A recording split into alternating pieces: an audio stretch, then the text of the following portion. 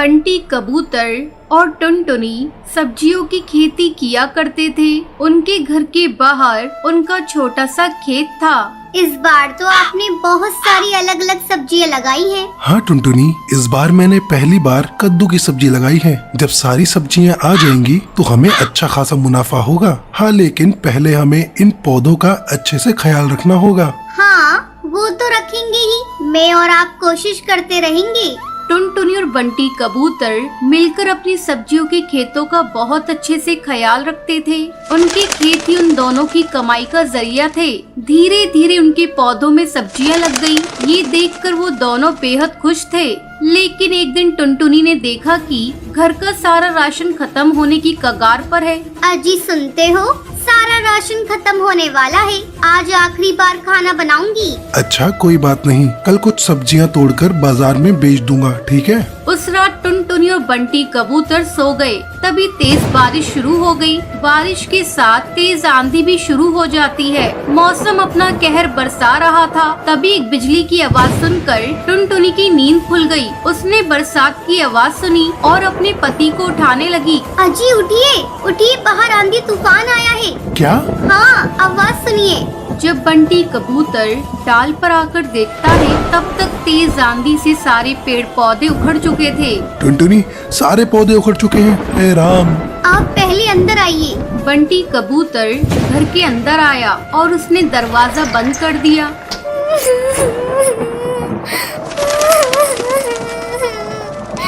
हे राम, अब हमारा क्या होगा? घर में तो राशन भी नहीं है। अब हमें भूखा रहना होगा। हे भगवान, तूने सारी मेहनत बेकार कर दी। अब मैं क्या करूं? अब क्या होगा? रो मत टुनटुनी, कुछ न कुछ जरूर होगा, लेकिन हमें भूखे मरने की नौबत नहीं आएगी। मौसम की मार से उनके सारे पौधे खराब हो चुके थे। ये सोचकर वो दोनों परेशान थे और सुबह हुई और मौसम का कहर रुक गया। आंधियां बंद हो गईं। फिर टुनटुनी और बंटी कबूतर अपने खेत में आए। यहाँ तो सब कुछ तितर बितर हो चुका है, सिवाय इस कद्दू के। तभी उनकी नजरों के सामने एक बड़ा सा कद्दू चमक रहा था।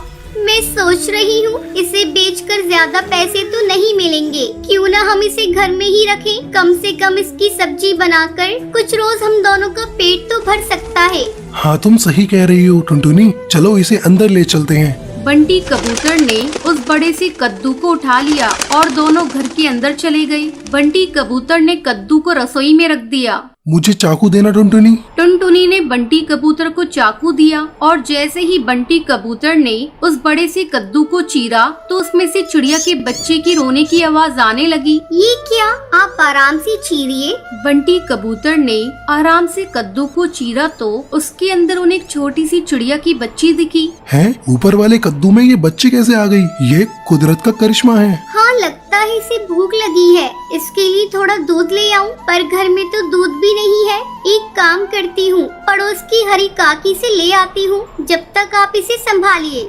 टुनटुनी दूध लेने पड़ोसन के घर चली गई और यहाँ बंटी कबूतर चिड़िया के बच्चे को देखने लगा। भला कद्दू के अंदर ये चिड़िया का बच्चा कैसे आ गया? लगता है ये कोई मामूली चिड़िया नहीं है, जरूर ये करिश्माई है। कुछ देर बाद टुनटुनी दूध लेकर आ गई। टुनटुनी ने जैसे ही बच्ची को दूध पिलाया, वैसे ही उसके पंखों से सोने के सिक्कों की बारिश होने लगी। सोने के सिक्के देखकर बंटी कबूतर और टुनटुनी दोनों हैरानी में पड़ गए। कहीं ये ख्वाब तो नहीं? नहीं, ये सब हकीकत है। ये चिड़िया कोई आम चिड़िया नहीं है, ये जरूर कोई जादुई चिड़िया है। अब हमें क्या करना चाहिए? हमें इसका अच्छे से ख्याल रखना चाहिए। जब तक इसके माता पिता नहीं मिल जाते, अब तक हम गरीब थे, लेकिन इतने सारे सोने से हम अमीर बन गए हैं। तो अब हमें गरीब पक्षियों की मदद करनी चाहिए। आप बिल्कुल सही कह रहे हैं। गरीबी की तकलीफ क्या है वो हमें ही पता है। टुनटुनी और बंटी कबूतर ने उस चिड़िया का बहुत अच्छे से ख्याल रखा और सोना बेचकर मिले हुए पैसों से दोनों ने गरीब पक्षियों की मदद करना शुरू कर दिया। वो दोनों रोज जंगल के गरीब पक्षियों को खाना बांटा करते थे। ऊपर वाला तुम्हें हमेशा बरकत दे। शुक्रिया कालू कौए, शुक्रिया। टुनटुनी और बंटी कबूतर गरीब पक्षियों की मदद करके अपना जीवन खुशी खुशी बिताने लगते हैं।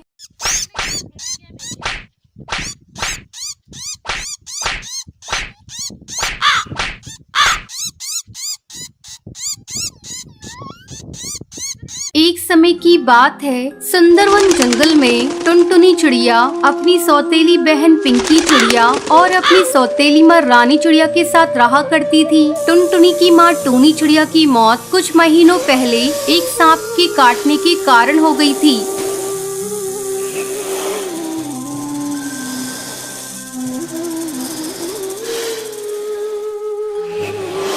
तब बंटी कबूतर एक विधवा चिड़िया से शादी कर लेता है। पिंकी चिड़िया उसी की बेटी थी। पिंकी चिड़िया टुनटुनी पर बहुत अत्याचार करती थी। एक दिन टुनटुनी खाना पका रही थी, तभी पिंकी वहाँ आती है और टुनटुनी से कहती है, मैंने तुझसे चाय मांगी थी, तूने अभी तक मुझे चाय नहीं दी। दीदी ये देखो, मैं चाय ही बना रही हूँ, जैसे ही चाय उबल जाएगी मैं आपको लाकर देती हूँ। थोड़ी देर बाद टुनटुनी चाय लाकर पिंकी को देती है। चाय पीते ही पिंकी टुनटुनी पर चिल्लाने लगती है, ये तूने चाय कैसी बनाई है? इसमें तो चीनी बिल्कुल नहीं है, ले इसे तू ही पी ले। इतना कहकर वो उस चाय के प्याले को फेंक देती है। पिंकी चिड़िया का गुस्सा देखकर टुनटुनी रोने लगती है।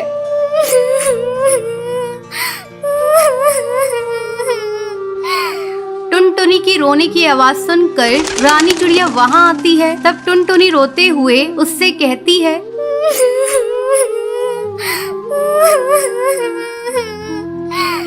माँ ये देखो, दीदी ने सारी चाय फेंक दी।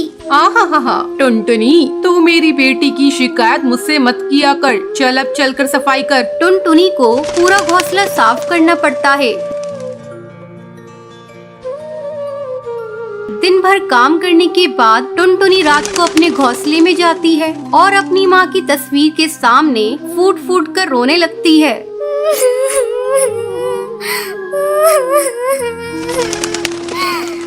माँ तुम मुझे छोड़कर कहाँ चली गई? पिंकी चिड़िया मुझे बहुत सताती है। पापा भी अब मुझसे पहले की तरह प्यार नहीं करते। वो रोते रोते सो जाती है। अगले दिन पिंकी चिड़िया स्कूल जाने के लिए तैयार हो रही थी। अरे महारानी, मेरा स्कूल ड्रेस कहाँ है? तूने प्रेस तो कर दिया है ना? पिंकी की चिल्लाने की आवाज सुनकर टुनटुनी वहाँ आती है और कहती है, नहीं दीदी, कल मेरा हाथ रोटी बनाते समय जल गया था, इसलिए मैं प्रेस नहीं कर पाई। तू खा खा कर मोटी हो गई है, तुझे चर्बी चढ़ गई है, अब तुझसे कोई काम नहीं होता। माँ इसे अभी इसी वक्त घर से बाहर निकालो, अब ये हमारे किसी काम की नहीं। तब रानी चिड़िया पिंकी से कहती है, बेटा अगर हम लोगों ने इसे घर से बाहर निकाल दिया तो इसका बाप हम लोगों को भी घर से निकाल देगा। इसका दूसरा इलाज है मेरे पास। इसी तरह कुछ दिन गुजर जाते हैं। अब रानी चिड़िया टुनटुनी को खाने के लिए बहुत थोड़ा सा खाना देती थी।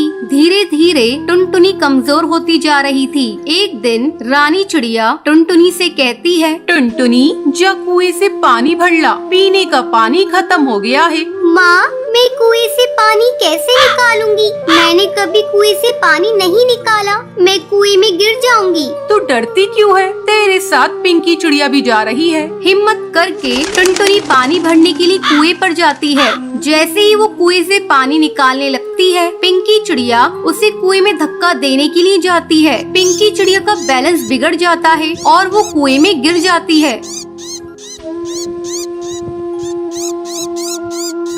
मुझे बचाओ, मैं डूब जाऊंगी। मुझे बचा ले टुनटुनी, मैंने तुझ पर बहुत अत्याचार किए हैं टुनटुनी, मुझे माफ कर दे, मुझे बचा ले किसी तरह से। दीदी तुम चिंता मत करो, ये रस्सी जल्दी से लो और ऊपर आ जाओ। पिंकी चिड़िया रस्सी पकड़कर कुएं से बाहर आ जाती है। उस दिन के बाद से दोनों बहनें खुशी खुशी रहने लगती हैं।